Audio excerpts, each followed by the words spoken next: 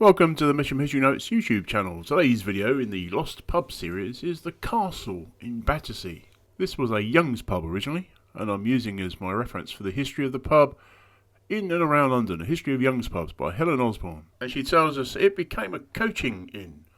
And this bay window in the centre was actually an entrance where coaches would pull up and passengers would walk off the top of the coach straight into the pub. We can see the pub, pointed out by the arrow, and you can see the outline of the bay window.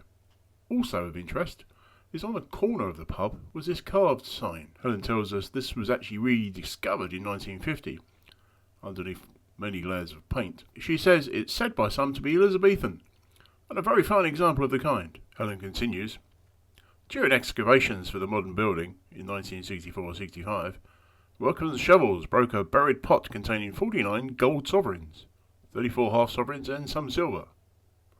All the coins were dated from 1829 to 1893. This article comes from a newspaper, 30th of June 1965. It says that the general foreman said that the coins were found in a white jar which had been smashed by a workman's shovel.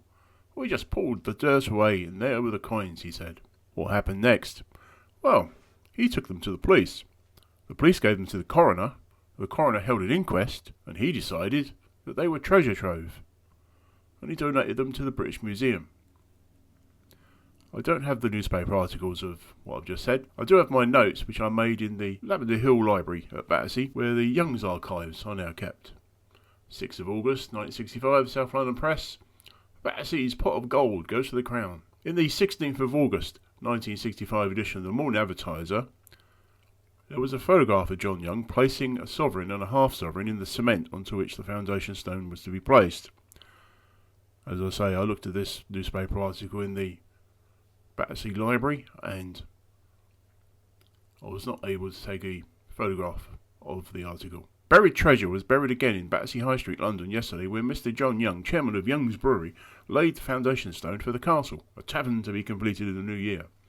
A builder unearthed 49 sovereigns and 37 half sovereigns some months ago. These were declared treasure trove, and yesterday a sovereign and half sovereign were laid in the cement under the stone. The Evening News later on said, there's gold under the castle. Some of the gold coins unearthed were buried again.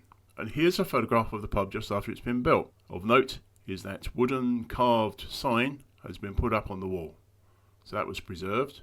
Also a stone plaque was put in place on the wall. It reads, the castle built circa 1600, rebuilt 1965. The stone was laid by John Allen Young, great-great-grandson of the founder of Young and Company's Brewery Limited and chairman of the company. And here's a picture of John Young taken in a newspaper later than this, but I thought it would be suitable to put it in at this point. And as it's not too easy to read on the screen, here's the text of that plaque, because the two lines at the bottom are kind of interesting, inasmuch that the prices are given. In the year 1600, mild ale was 4 shillings a barrel, and he's put in brackets around a quarter of a penny of a pint. In other words, around a five in a pint. And in 1965, mild ale 1 shilling and 5p a pint. In brackets, duty 7p, which is quite a bit of duty, isn't it? It's almost a half of the price of the pint. But why was the duty mentioned on this stone? I think John Young was making a point about the Labour government at the time, headed by Harold Wilson. And the reason I say that is that in the sample room of Young's Brewery was this price list from 1966, titled Mr. Wilson's Surcharge. And here we see mild ale, 9p half a pint.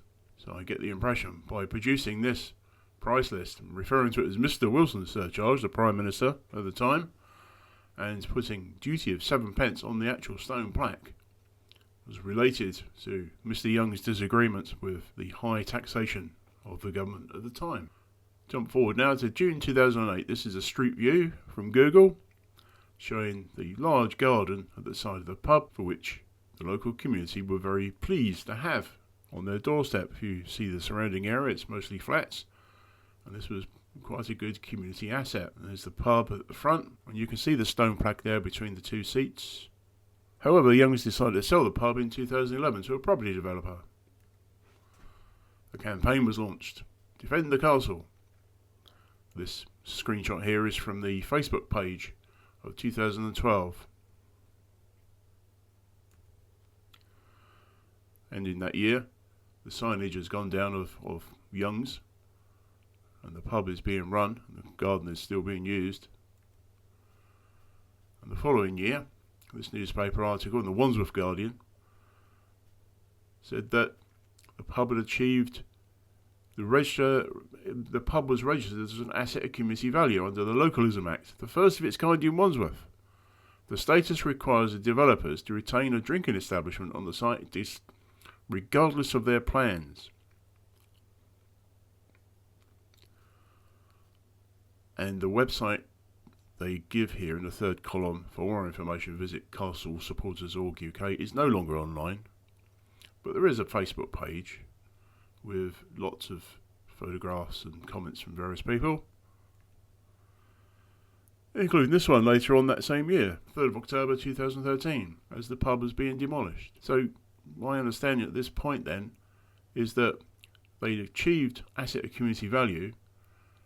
The developer was compelled to make available a pub of some description on the ground floor of the new block of flats that was going to be built there. Well, I guess they were hoping for that garden to be retained as well. But it never happened. They didn't get the garden it was built on, and they didn't get the pub. The ground floor became commercial use.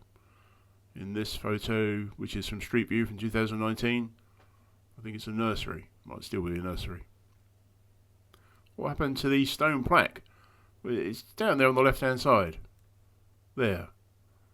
The developer kindly put it back in the wall, but rather nastily, I think, put it in a place where it would soon be completely lost to view with all the foliage and bushes that would grow up there.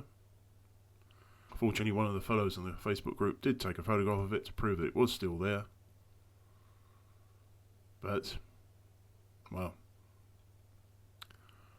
that pub's gone. But what happened to the gold coins? No mention was made in the Facebook pages.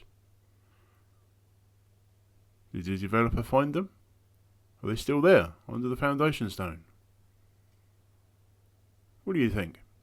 Please leave a comment. Thank you for watching. Bye for now.